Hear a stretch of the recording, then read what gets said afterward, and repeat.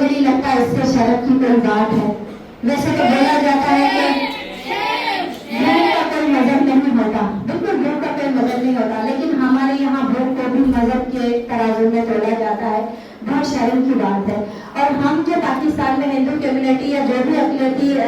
Community होती है, उनके लिए इस तरह के बहुत से मसले मसाइल हैं जो शायद आपको भी नहीं पता होंगे। मेरे पास आज टाइम इतना नहीं है कि मैं उन मसलों पर बात करूँ, मैं उन मसलों को आपके सामने कधी तुमका गालांनी उतरते हम पहले शर्मिंदा चाल है मुका को गालाने चाहिए कोंतो हम ले नो की मसी ले समझ लो तो ले आम मुझी भेणन जी सपोर्ट डाली जगह ते गालाने पे